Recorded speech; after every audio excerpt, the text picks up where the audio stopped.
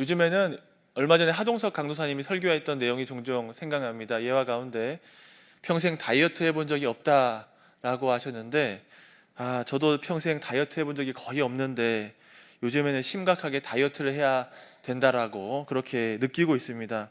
하동석 강도사님처럼 저도 역시 인생 최고 몸무게를 매일매일 갱신하고 있는 중에 있습니다.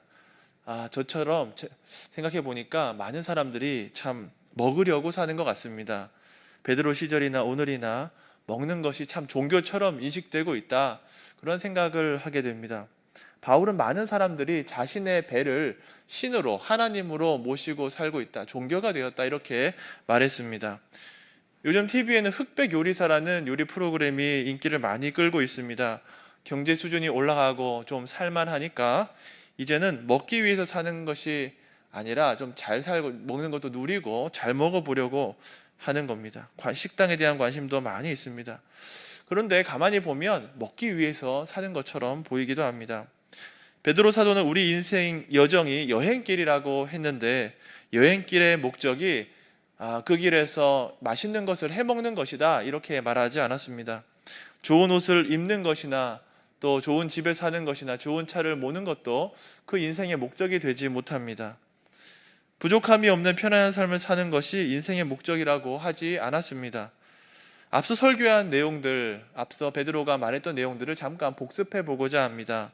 1장 초반부에 썩지 않고 더럽지 않고 쇠하지 아니하는 그런 나라에 대한 산소망을 가지라고 했습니다. 그러면서 여러 가지 시험을 이기라고 말했습니다. 1장 후반부에는 구원을 이동이라고 하기도 했습니다.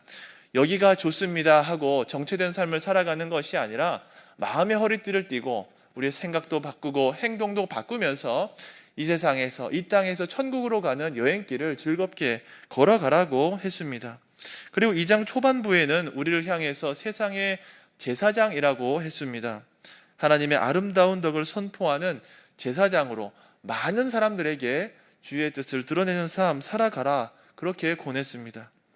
정리하면 베드로 사도는 우리가 이 세상에서 잠시 여행하는 삶을 통해서 또 우리가 산 소망을 가지고 세상의 제사장이 되라고 했습니다. 이것이 하나님이 우리를 세상 속으로 부르신 목적입니다. 오늘 말씀을 통해서 좀 더 구체적으로 세상 속에서 어떻게 살아가야 하는지 그리고 세상 속으로 부르신 우리의 하나님의 목적이 무엇인지 깨닫고 또 행하는 삶 살아갈 때 하나님의 은혜가 가득하기를 바랍니다. 저는 오늘 하나님이 우리를 부르신 목적을 알고 악을 악으로 갚지 않는 삶을 살아야 한다라는 주제로 설교하겠습니다. 첫째, 예수님을 본받아야 한다. 둘째, 사회에서 상사들에게 순종할 때 하나님께 은혜를 입는다. 셋째, 가정에서 부부가 서로 섬길 때 영적인 은혜가 있다입니다. 첫 번째, 예수님을 본받아야 합니다. 예수님을 믿는다는 것은 어떤 의미가 있을까요? 한국교회 초기에 예수 믿는다는 것은 그야말로 인생을 던지는 것, 인생 자체를 송두리째 바꾸는 것이었습니다. 예수 믿는 것 때문에 가문에서 쫓겨날 수 있었습니다. 예수 믿는 것 때문에 동네에서 배척받기 쉬웠습니다. 일제강점기 때에는 예수 믿는다는 그 사실 하나 때문에 목숨을 걸어야 했습니다. 그렇기 때문에 예수 믿는다는 것은 인내와 고난이 동반되는 것이었습니다. 하지만 예수를 믿는 것을 통해서 사람이 바뀌고 사회가 바뀌고 문화가 바뀌었습니다. 인내와 고난 가운데에서 열매가 맺혔습니다.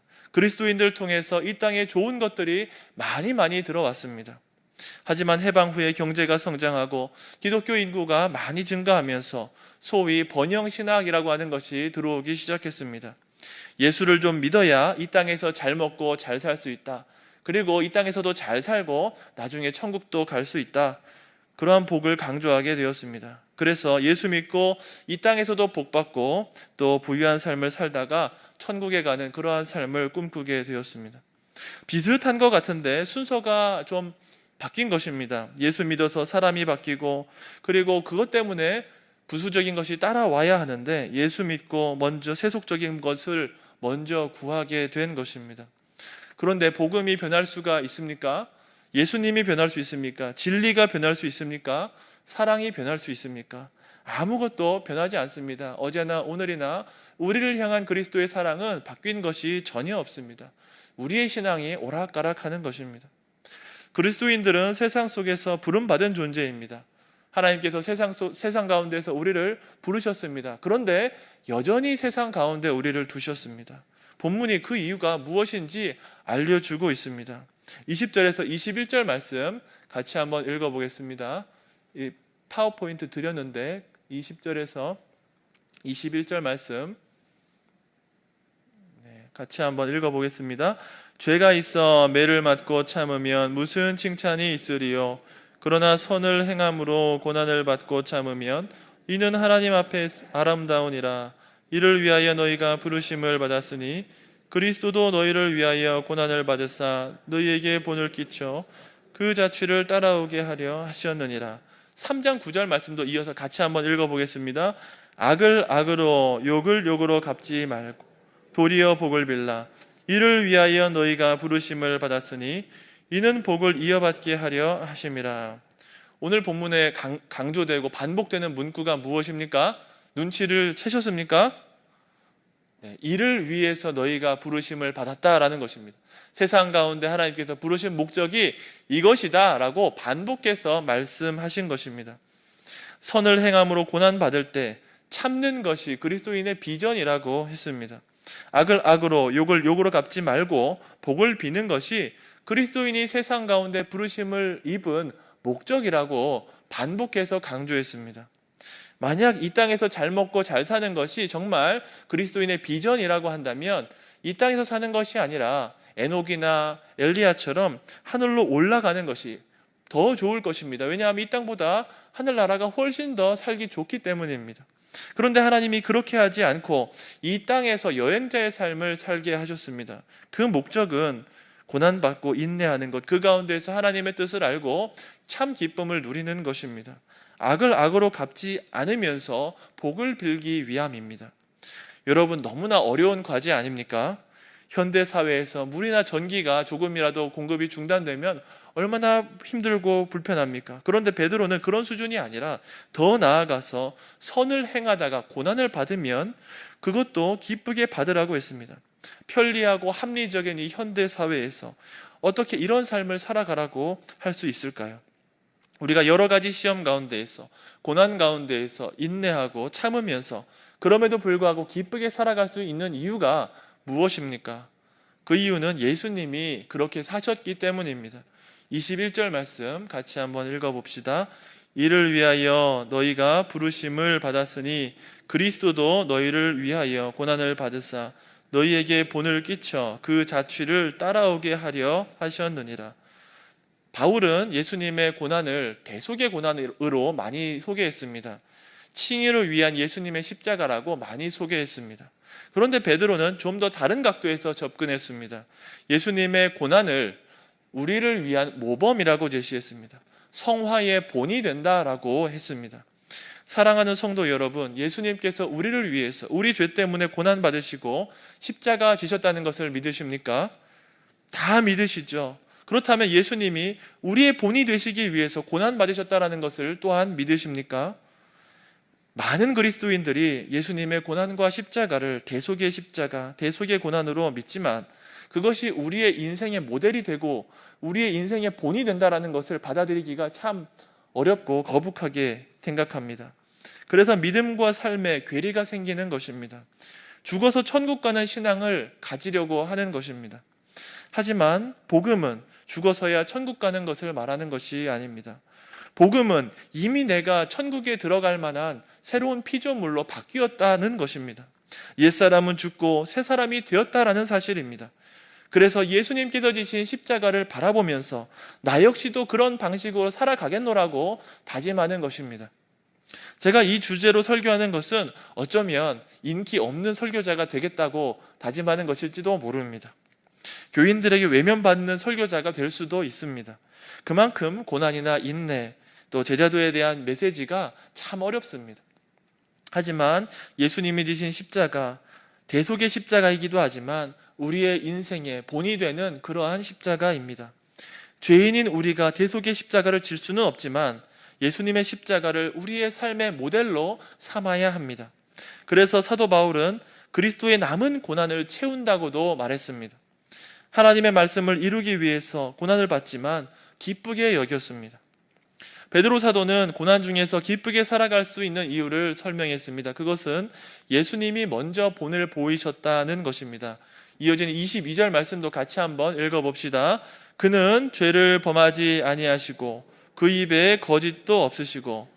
예수님은 죄를 범하지 않으셨습니다. 베드로는 일부러 예수님이 죄가 없다라고 표현하지 않고 예수님이 죄를 짓지 않았다라고 표현했습니다. 예수님이 이 땅에서 순결하게 사셨다라는 것을 강조하기 위함이고 우리 역시도 그렇게 살아가라는 것을 강조하기 위함입니다. 우리는 예수님 때문에 자유한 하나님의 종이 되었습니다.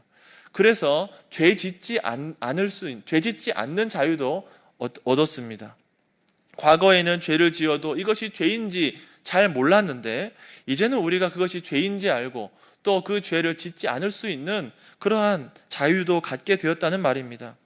앞서 이 16절에 그 자유로 악을 가리는 데 쓰지 말고 오직 하나님의 종과 같이 하라고 말했습니다. 우리에게 주신 자유는 다시 죄 지으라고 그리고 다시 회개하고 죄 짓고 회개하고 그렇게 주신 자유가 아닙니다. 하나님의 종이셨던 예수님처럼 하나님의 말씀대로 살아가는데 사용되어야 할 그런 자유입니다. 예수님은 거짓이 없으신 분이셨습니다. 진실만을 말씀하는 분이셨습니다. 그래서 우리도 역시 거짓에 대해서 경계해야 됩니다. 자녀가 장난을 치거나 실수를 하거나 그럴 때에는 우리가 쉽게 용서하고 또 타이를 수가 있습니다. 그런데 제대로 된 부모라고 하면 자녀가 거짓을 말하게 되었을 때 엄하게 꾸짖고 또 때릴 수 있어야 됩니다. 왜냐하면 한두 번 거짓을 말하게 되면 그 인생에 거짓이 침투해서 그 인생에는 거짓이 만연하게 되기 때문입니다. 마찬가지로 우리도 이 거짓에 대해서 민감해야 됩니다. 거짓이 있는 사회, 거짓이 만연한 사회가 발전할 수 없는 것처럼 거짓이 있는 하나님의 나라가 있을 수 없습니다. 예수님은 진실을 말씀하셨고 진실을 말씀하셨기 때문에 유대인들이나 빌라도에게 고난을 받으셨습니다. 이 편지를 쓰는 베드로는 과거에 거짓말을 한 경력이 있는 사람입니다. 예수님을 부인했고 또 심지어는 저주까지 했던 예수님의 제자였습니다. 하지만 베드로가 과거의 이러한 모습을 뼈저리게 회개했습니다. 이후에는 예수님을 부인하지 않고 오히려 증거하다가 예수님을 드러내다가 십자가에 거꾸로 매달려 죽기까지 순교하기까지 고난을 받았습니다. 하지만 기쁘게 그 순교를 받아들였습니다. 우리가 사회나 가정에서 진실하게 살아갈 때 불편할 수 있고 불이익을 받을 수 있습니다. 우리가 사회를 살아가는 데 있어서 적당히 가라도 해야 되는데 그렇지 않으면은 이 사회에서 환영받기 어려울 수 있습니다. 그러나 예수님의 모범을 생각할 때에 기쁘게 진실하게 살아가는 것을 감당하시기를 축원합니다. 우리 예수님의 본을 생각할 때 그렇게 될 수 있습니다. 예수님의 말씀하신 팔복의 말씀은 세속적으로 보았을 때에는 저게 과연 복인가? 저주의 말씀 아닌가? 그렇게 생각할 수 있을지 모릅니다. 하지만 그 팔복의 말씀 그대로 살아가기 위해서 예수님께서 우리를 구원하신 것입니다. 그렇게 살아가신 예수님을 바라보시기 바랍니다. 23절, 24절 말씀 같이 한번 읽어봅시다. 욕을 당하시되 맞대어 욕하지 아니하시고 고난을 당하시되 위협하지 아니하시고 오직 공의로 심판하시는 이에게 부탁하시며 친히 나무에 달려 그 몸으로 우리 죄를 담당하셨으니 이는 우리로 죄에 대하여 죽고 의에 대하여 살게 하려 하십니다. 그가 채찍에 맞음으로 너희는 나음을 얻었나니. 베드로는 예수님의 죽으심이 우리가 죄에 대해서는 죽고 의에 대해서는 살기 위함이라고 했습니다. 단지 이것이 법적인 신분을 의미하는 것은 아닙니다. 우리 인생이 실제로 죄에 대해서 종노릇하지 않고 의를 행하는 자유한 하나님의 종이 되라는 말씀입니다. 25절 말씀도 읽어봅시다. 너희가 전에는 양과 같이 길을 잃었더니 이제는 너희 영혼의 목자와 감독 되신 이에게 돌아왔느니라. 우리 인생길에 여러 가지 시험이 있었습니다. 이 서신을 읽고 있는 독자들도 여러 가지 시험 가운데 여러 가지 어려움 가운데 처해 있다는 것을 우리가 봅니다. 우리가 CCM을 듣는데 참 공감되는 CCM 있지 않습니까? 폭풍 속을 걷고 있을 때, 비바람을 마주쳐야 할 때, 불빛조차 보이지 않을 때 참 나의 모습이 그렇다 이렇게 여겨지면서 오늘도 5차례 이상 들었습니다. 하지만 염려하지 않고 기뻐할 수 있는 이유가 무엇입니까? 우리 주님이 함께하기 때문입니다. 25절 말씀처럼 영혼의 목자 되신 우리 주님이 함께하고 계시기 때문입니다. 10년 전쯤에 한 3년 전쯤인가 제가 그 청년 바보 의사라는 책을 읽어보았습니다. 얼마 전에 검색하니까 2편이 나왔다고 해서 주문해서 위에 도착해 있는 상태입니다. 이 책을 읽고 얼마나 많이 울었는지 모릅니다. 그리스도인이 참 이렇게 살아가야 되는데 33년의 인생을 예수님처럼 참 불꽃처럼 살다간 이런 젊은 의사의 삶이 나의 삶 가운데도 넘쳤으면 좋겠다 이렇게 생각하고 참 많이 울었습니다. 그래서 다시 한번 울고 싶어서 2편을 주문했습니다. 네, 우리 삶이 감동되는 이유는 무엇일까요? 우리는 언제 눈물을 흘릴 수 있을까요? 그의 삶이 감동이 있고 예수님을 따라 살아갈 때에 우리가 감동하고 또 웃고 눈물 짓게 됩니다. 우리도 예수님을 따르는 삶, 본받는 삶, 하나님도 감동시키는 삶을 살아가겠다고 다짐을 하시면 좋겠습니다.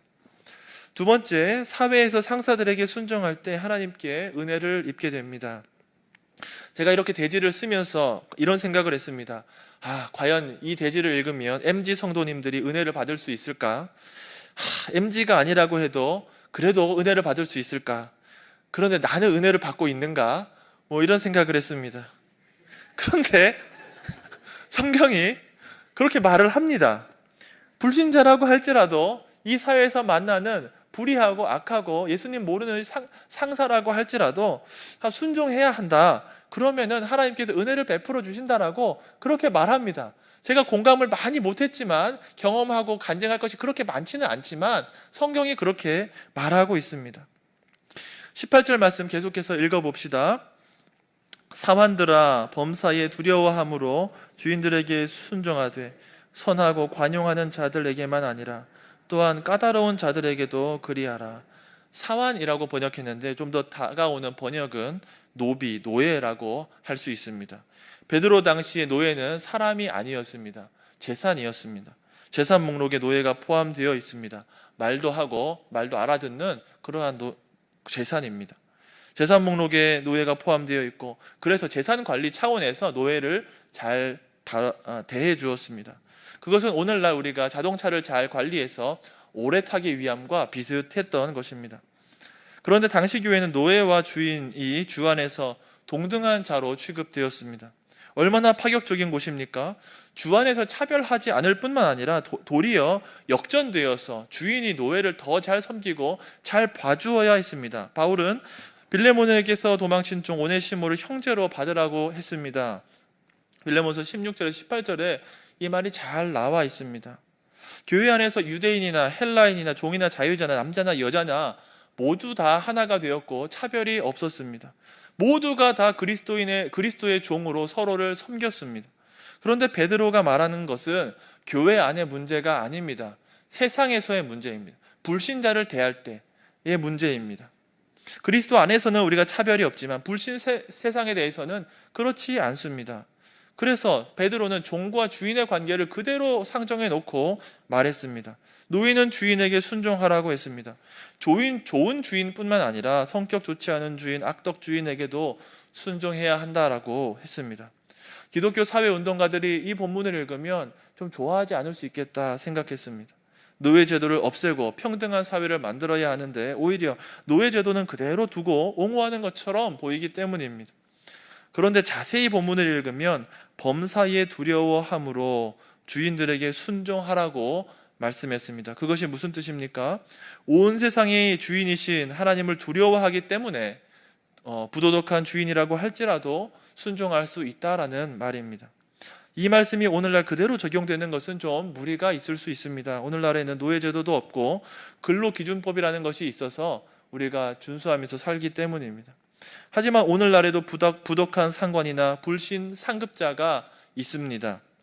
신앙 양심을 따라서 이들에게 도움을 주고 또 순종해야겠습니다.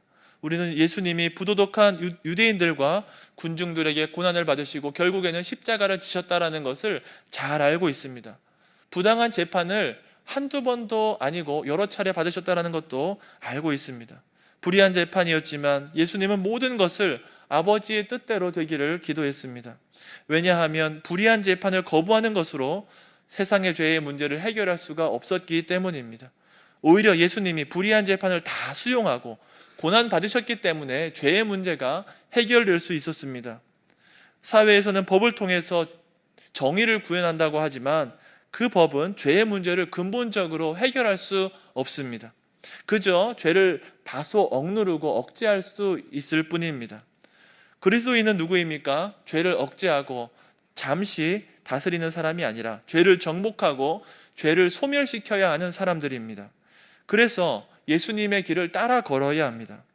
당시 노예 신분을 가지고 있었던 그리스도인들은 자기의 진짜 정체성을 알고 있었습니다. 비록 이 집에서 종살이하고 있지만 나는 자유한 하나님의 종이라는 아이덴티티를 가지고 있었습니다. 그래서 예수님이 보여주신 것처럼 부당하고 불의한 경우가 많이 있었지만 주인에게 순복하면서 하나님의 은혜를 경험했던 것입니다. 바울은 성도들이 불의한 자들 앞에서 다투고 재판하는 것보다는 불의한 일을 그대로 당하는 것이 낫다고 했습니다. 그냥 속는 것이, 속아주는 것이 더 바르다라고, 성도에게 맞다라고도 했습니다. 그것이 바로 예수님을 따르는 삶이기 때문에 그렇습니다. 그리스도인이 가져야 하는 태도는 로마의 법체계를 따르는 것도 아니고 대한민국의 법체계도 아니고 예수님이 제시하신 천국 백성의 태도입니다. 악한 자를 대적하지 말고 오른쪽 뺨을 맞으면 왼쪽 뺨도 돌려대고 오리를 가자는 이웃에게 대해서 심리를 가주는 그런 하나님의 예수님의 말씀을 흘려듣지 마시기 바랍니다. 사실 저는 과거에 국가를 상대로 행정심판도 하고 소송도 해본 적이 있습니다. 그뿐만 아니라 헌법 소원까지도 다 해봤습니다. 문제를 자세하게 말하기는 어렵지만 재미있는 문제를 가지고 다 해봤습니다. 국가에서 제가 훈련을 받다가 다쳤는데 수술도 몇 차례 하고 돈도 많이 썼는데 보훈처는 제 잘못이라고 하면서 한 푼도 보상을 안 해줬습니다. 그래서 괘씸하게 생각해서 소송을 했습니다. 수십 페이지, 수백 페이지의 소장과 자료를 모아서 제출해서 1심을 이겼습니다. 그런데 2심, 3심은 졌습니다. 지금도 부당하다고 생각하지만 괜찮습니다. 큰 문제가 아닙니다. 보상을 못 받아도 괜찮고 억울한 일을 당해도 크게 화가 나지 않습니다. 왜냐하면 우리 인생에서 큰 문제가 아니라는 것을 뒤늦게 깨달았기 때문입니다.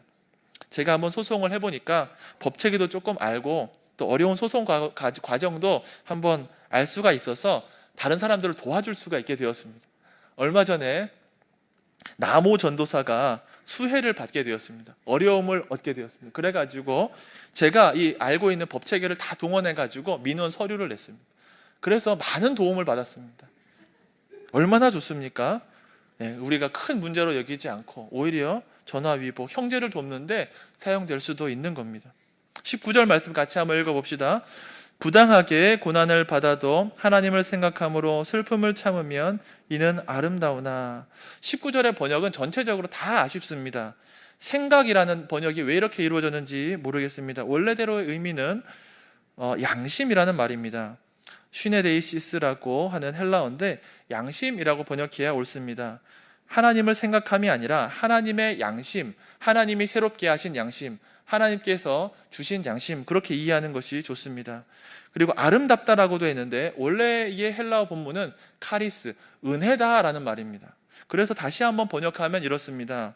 부당하게 고난을 받아도 하나님의 양심으로 슬픔을 참으면 그것이 은혜다. 이렇게 번역하는 것이 훨씬 좋습니다. 양심이라는 말이 베드로전서에 많이 나옵니다. 핵심 단어입니다.